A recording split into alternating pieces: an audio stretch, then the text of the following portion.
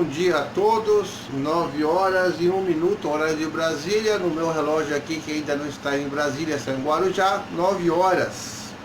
Sejam bem-vindos mais uma vez ao nosso Evangelho, nosso Evangelho da Manhã, que agora já virou também um micro estudo do Livro dos Espíritos e também do Evangelho. Então, para nós, é mais uma oportunidade de estarmos aqui aproveitando melhor o nosso tempo.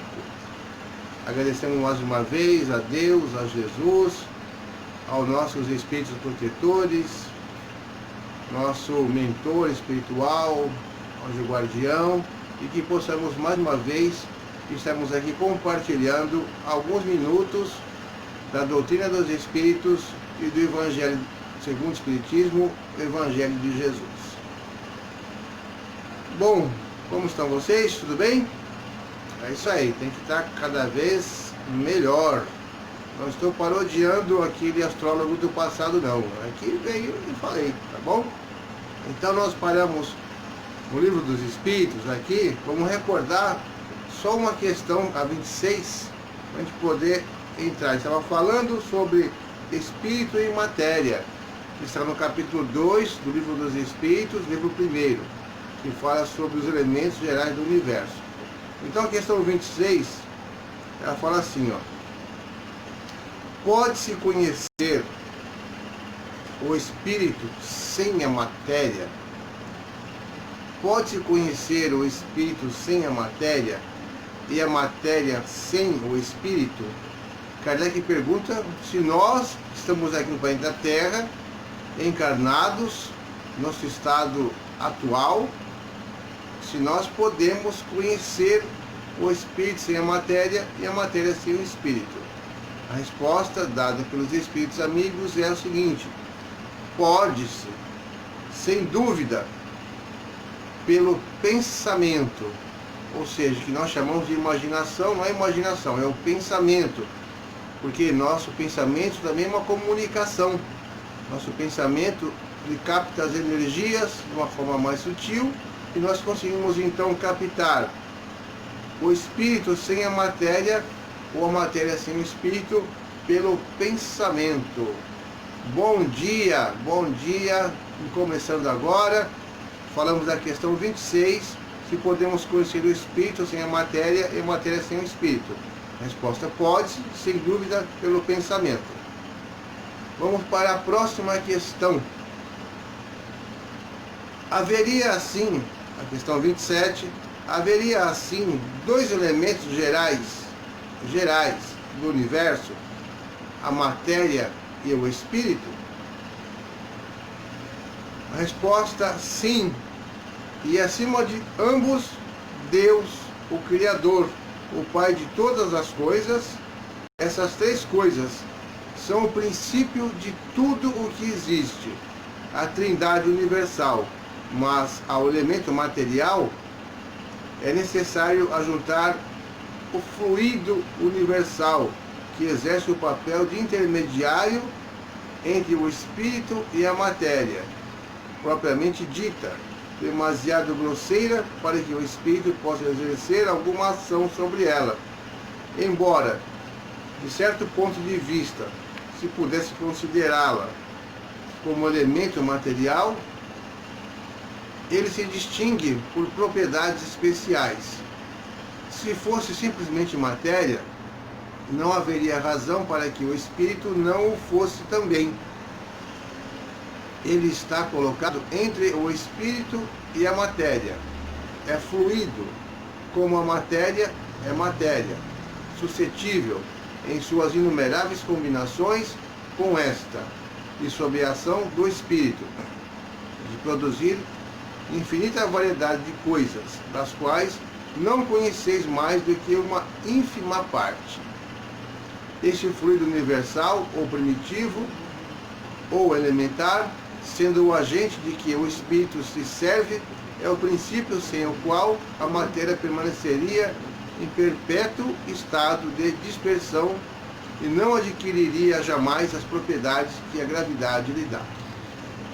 Esse fluido que Kardec coloca, que precisa haver entre o espírito, ou seja, a luz, vamos dizer assim, né? O espírito puro, ou a essência e a matéria, que é chamado de fluido, é o famoso fluido cósmico universal, ou seja, toda a energia que está no planeta ainda, em volta do universo, nos universos, que vai fazer a ligação entre o espírito e a matéria.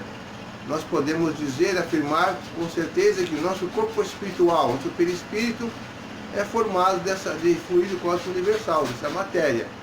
Então é uma matéria assim bem sutilzinha, né? Podemos chamar de nossa pequena inteligência de uma quase matéria, né? Mas é a ligação, a energia que vai ligar o espírito e o corpo material. E o espírito precisa dessa energia para deixar a matéria, vamos dizer assim, mais maleável, mais em condições para ele poder agir sobre a matéria. Então esse fluido que começa a ser falado agora é o fluido cósmico universal, ou seja, que o espírito, por sua vontade, pode moldá-lo e criar tudo que a gente consegue enxergar no plano material. Parece complicado, mas com o tempo a gente vai pegando a essência e vai entendendo dentro da nossa capacidade e vai percebendo que não é tão difícil assim. Explicando agora sobre o fluido. A questão 27A fala assim, seria esse fluido que nós designamos de eletricidade? Dissemos que ele é suscetível de inumeráveis combinações. O que chamar de fluido elétrico ou fluido magnético são modificações do fluido universal, que é, propriamente falando, uma matéria mais perfeita, mais sutil, que se pode considerar como independente, ou seja, o fluido primitivo, assim, o primário, aquele que tem a possibilidade de ser modificado de acordo com a necessidade do espírito. Ele pode se transformar em energia elétrica, fluido magnético e tantas outras coisas que nós temos já no nosso conhecimento e muito mais que nós nem imaginamos que isso pode se transformar, mas sempre com a vontade do espírito e a vontade primeira, a vontade primária de Deus que o criou. Para fechar esse trechinho aqui, que fala sobre espírito e matéria, nós temos a questão 28, que fala assim, sendo o espírito em si mesmo alguma coisa, não seria mais exato e menos sujeito a confusões designar esses dois elementos gerais pelas expressões matéria inerte e matéria inteligente? Só para simplificar o nosso lado, né? A resposta fala assim, interessante. As palavras pouco nos importam, ou seja, os espíritos falando para Kardec. As palavras pouco nos importam. Cabe a vós formular a vossa linguagem, de maneira a vos entenderdes. Vossas disputas provêm, quase sempre, de não vos entenderdes sobre as palavras, porque a vossa linguagem é incompleta para as coisas que não vos tocam os sentidos. Muitas palavras são realmente inventadas por quem teve o primeiro contato com aquele objeto, com aquela coisa, com aquele fenômeno. Por isso que às vezes a gente consegue ver muitos sobrenomes de pessoas ilustres como nomes de alguma coisa. E sem contar das marcas, né? Fazer propaganda não. Eu ia falar um refrigerante, uma palhinha de aço, né? Que aquilo é o nome que a gente dá, mas a gente conhece que aquilo é aquilo e acabou, né? A linguagem só serve para nós, para a gente poder identificar, mas para os espíritos a linguagem é apenas um detalhe. Então nós terminamos o livro dos Espíritos, na questão 28, mas vamos ler, antes de terminar, o comentário sobre essa questão de Kardec. Um fato patente domina todas as hipóteses. Vemos a matéria sem inteligência e um princípio inteligente independente da matéria. A origem e a conexão dessas duas coisas nos são desconhecidas. Que elas tenham ou não uma fonte comum e os pontos de contato necessários, que a inteligência tenha existência própria ou que seja uma propriedade, um efeito, que seja, mesmo segundo a opinião de alguns, uma emanação da divindade. é o que ignoramos. Elas nos aparecem distintas, e é por isso que as considerais formando dois princípios constituintes do universo. Vemos acima de tudo isso uma inteligência que domina todas as coisas, que as governa, que delas se distingue por atributos essenciais. É a essa inteligência suprema que chamamos de Deus. Então, amanhã a gente vai continuar, com a graça do Pai, na questão 29, que vai falar sobre as propriedades da matéria, sempre pela visão espiritual. A ciência evolui, a ciência vai ficando cada vez com mais informações, e o próprio Kardec, em seus comentários, disse uma vez, pelo menos o que a gente estuda, que eu não tenho certeza de ter visto onde está, mas com certeza muitos irmãos, muitos palestrantes falam, diz o seguinte: se nós ficarmos com alguma dúvida entre a ciência e o espiritismo, se a ciência for realmente de fato correta, a ciência for séria, fiquemos com a resposta da ciência, e assim a gente vai acrescentar o espiritismo mais fatos. E geralmente a ciência está comprovando cada vez mais o que Kardec já recebeu da revelação dos Espíritos.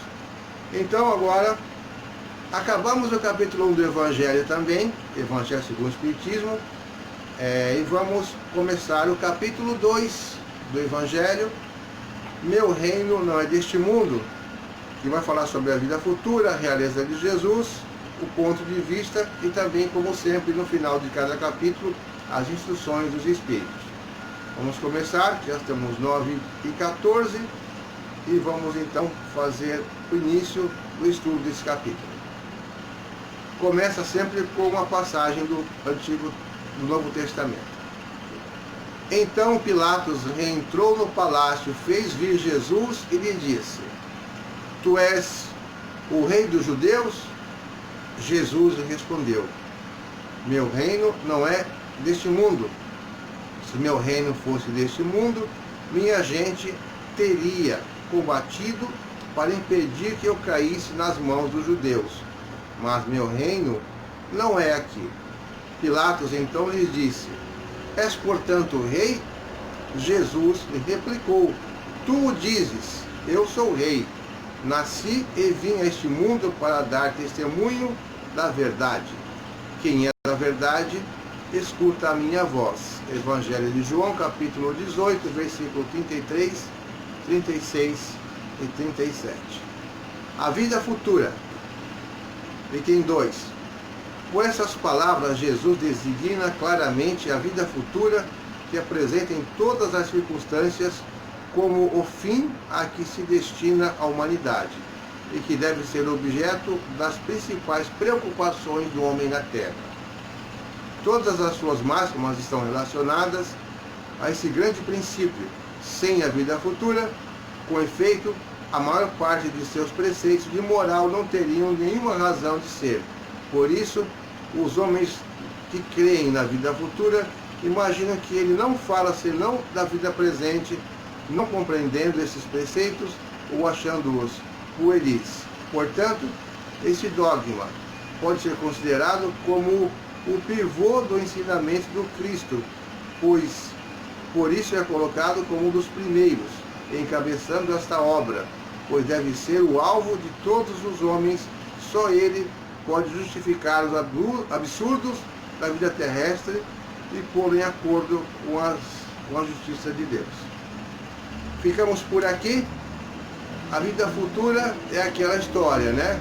As vidas sucessivas, as reencarnações, a nossa vida futura, não só como espírito fora da matéria, mas depois desse período que também é conhecido como erraticidade, o período em que o espírito fica aguardando no além, vamos dizer assim, nas colônias ou nos umbrais, quem sabe é cada caso é um caso. Esse período chama-se de erraticidade. E aí também é o que? A nossa vida futura. E depois desse período vamos reencarnar novamente, que também é vida futura. E a vida futura é por toda a eternidade, porque nós somos sempre o que? O resultado de nossas ações. E nós somos espíritos imortais. E a cada vez que a gente melhora um pouquinho, nossa condição como espíritos fica cada vez mais elevada, nós ficamos com conhecimentos mais abrangentes, ficamos mais conhecedores de nossa tarefa, que é o que? Aprender a ser melhor a cada dia, melhor do que nós mesmos, e vamos aprendendo com o Evangelho de Jesus a nos tornarmos pessoas melhores. Se nós não acreditássemos na vida futura, na reencarnação, na vida após a morte, no retorno constante do Espírito a cada período de tempo, qual seria o sentido da vida para as pessoas que não creem nada disso? Porque eu seria uma pessoa generosa, porque eu seria uma pessoa boa, uma pessoa caridosa, uma pessoa que não seria egoísta. Qual vantagem Maria leva, como fala o ditado popular? Então, quem não crê em nada na vida futura, não que sejam todos, mas uma grande maioria não tem necessidade de se preocupar com o amanhã. Não amanhã aqui na terra, mas amanhã ao despertar além túmulo. Então o ensino de Jesus, quando fala meu reino não é deste mundo, é para nos dar o início da palavra de alerta de que nós somos seres imortais e que nosso futuro depende de nós. Quer melhorar a sua vida após o seu desencarne, a sua vida como retornar, voltar para um planeta que está em fase de crescimento, como a Terra, indo para a regeneração, ou permanecer num mundo como você o conhece hoje, ou você quer ficar atrasado, ou você quer voltar para um planeta mais primitivo, você quer sofrer, quer reencarnar em meio de muita confusão, então nós fazemos a nossa escolha, porque se nós não acreditarmos na vida futura, nada disso faz sentido, nem mesmo os próprios ensinamentos do Mestre Jesus. Gente, um grande abraço, muito obrigado por estar assistindo, compartilhe o nosso vídeo, dê um joinha, que nem falou o pessoal do YouTube, e nós estamos juntos para continuarmos estudando um pouquinho de cada vez, para não ficar tão maçante, tão cansativo, mas assim a gente vai conseguindo entender um pouco mais quem nós somos, qual a nossa tarefa, qual a nossa missão, o que é melhor para nós, e o que a gente pode fazer para colaborar com os nossos irmãos, com a humanidade de uma forma geral.